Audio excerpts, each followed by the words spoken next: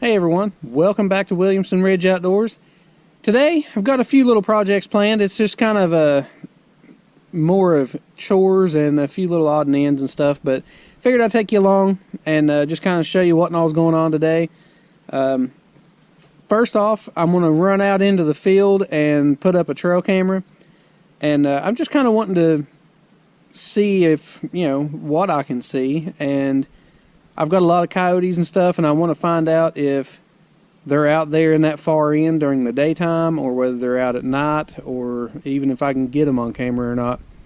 So, going to do that. I actually had the trail camera set up out on the driveway, and just there for a few days, just kind of experimenting with it and seeing where I, needed to aim it and that kind of stuff. Just trying to get a little feel of it, and surprising photos actually. And so I'm kind of in the thinking that I may need to put up a gate and keep people that shouldn't be coming up to my house out. So anyways, we'll run into that later, but so let's head out and put up the trail camera. I always take my Ruger LC9S out there with me because it's easy to carry.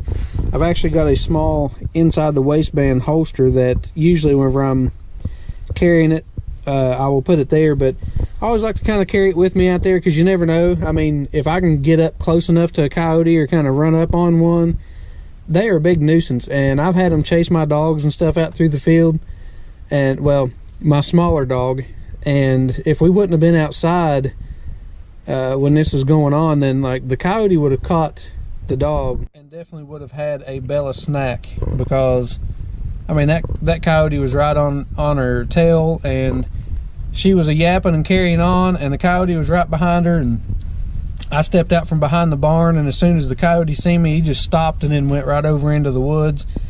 So for sure, if I hadn't have been out there, then I would have lost a dog, I'm sure, due to coyote problems. So I always like to be prepared anyways if I'm going out there.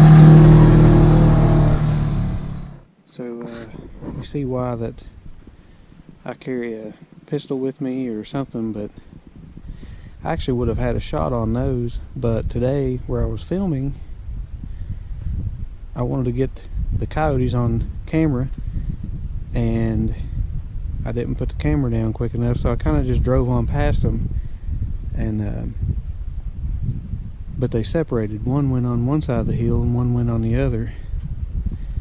And when I came back, one of them was trying to cross back to get with the other one. So I thought I'd kind of let them cool off here for a second, and I shut the camera off and went on out and went away from him. And when I came back, then the other one was running back across again. And but they're not really all that scared right now of the razor, and I'm trying to just make it like I'm riding around and not really hunting for them. Which I'm really not hunting for them, because it's just kind of by mistake. But I seen them go over here in the woods, and I'm going to walk over there, and I know within reason I can't sneak up on them or nothing like that. But if they don't know to run, they might think they're okay if they're down over the edge of the hill a little bit, and where there ain't no leaves or anything, I should be able to see a little bit. You can actually see pretty deep into this holler right here. And I would say they were stirred up pretty good though, because when when I first come over here, there were some deer and stuff over in here, or with the razor. I didn't, not whenever I walked in here, but when I first drove by here the first time, I seen 2 or 3 deer running, and that probably kind of spooked everybody, because the coyotes, they come right over in where them deer were at, and then if they're not, you know, hunting for stuff and they're already in alert, if something else takes off around, it's going to spook them that much more, I would say. But I could hear something a minute ago, but that may have been one of those deer or something rustling around in the leaves. I don't know if it was a coyote. Those coyotes are probably long gone, especially now that I'm walking. You know, if you're on the razor or the tractor or something, a lot of times they don't pay that much attention to that. But if you're walking or something like that, then they tend to, they'll spot you a mile away or smell you a long time before you ever get near them. And the last one that I actually got a shot off on, I'd walked out through the field. I could see him sitting out there, and he was kind of scoping out, like, as we had the dogs and stuff out there, and he's just sitting out there kind of scoping things out. And we were splitting firewood, so we had the splitter going, and I think that, you know, I actually left it going and went and got my gun, and then come back and walked around the bottom side of the hill where he couldn't see me, and the wind actually was blowing in my face from where he was at, so I knew that you know, I was downwind from him. He couldn't smell me, and I walked around, and then where I thought he was at, I popped back up, or walked back up the hill and popped up, but I was still a lot farther away from him than what I thought I was. But he was just sitting there pretty as you please, and but as soon as I popped up, boom, I mean, he noticed me right then, and so then I just took a shot at him. Thought I hit him because he done a backflip, but the sound must have been so loud that just his reaction to it, and he probably, you know, maybe where the ground or the bullet hit right under his feet or something like that, then, you know, he jumped. But long story short, he got away. So anyways, I didn't think today's video would turn into coyote scouting, but anyways, we run into it. But that's why I won't put the cameras up. I'd like to see kind of if they have a routine or something that, you know, I can kind of keep track of them, and then maybe work my way out here one day and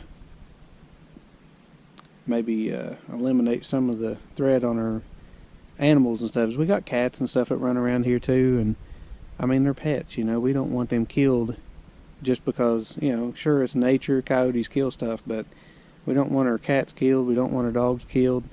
And so if we get a chance to take out a coyote, then we're going to take it.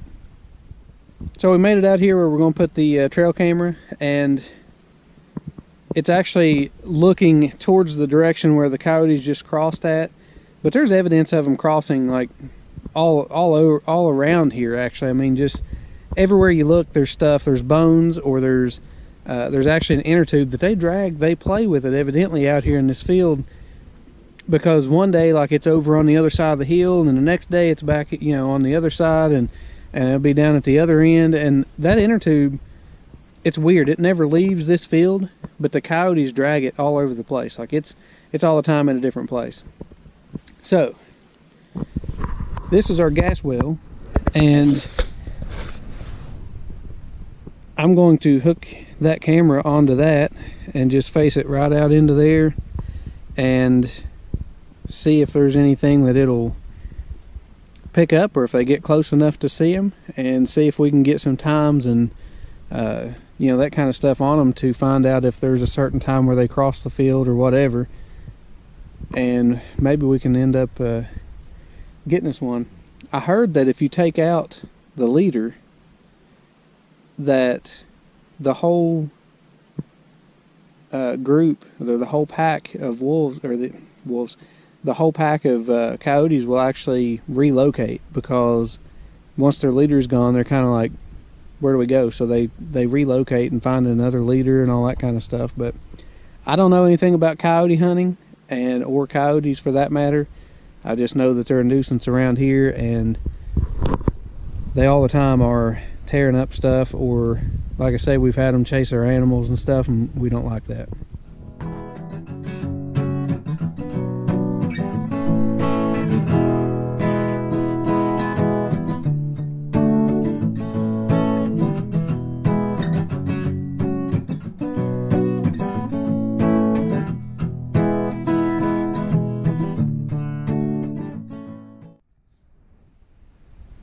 Alright, so I've got my camera set up. I know that it's a big wide open area. I don't know if I have any luck seeing anything right here or not. So if I don't in a couple days, then I'm actually going to move it down there to the edge of the woods and put it on a tree right where those coyotes crossed at. And they may not come to that same place again because, you know, I kind of stopped in there and I walked over on that one side. And if my scent's there, I kind of doubt they'll come around. But anyways, we may try that, or I may kind of go along the fence line a little bit and see if I can see some places where they're going through the fence, and just pick out a place, and we'll just have to kind of trial and error and see if there's a place that they do cross, and try to see if they've got habits or whatever. So anyways, let's head on down. I'm gonna head back to the house. Try to get this on camera.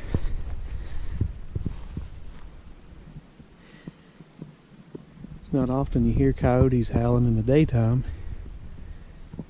but they might be trying to locate each other, where I just ran them out of the field and they got scared.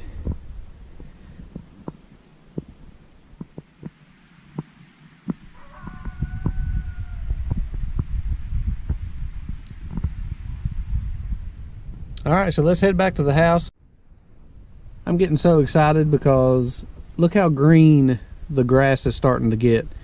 And I've actually got to get my rotary cutter sharpened up real good, because I want to come out here and actually mow this before things start up with the hay season, because last fall I mowed it down and there's still a lot of dead grass just laying over.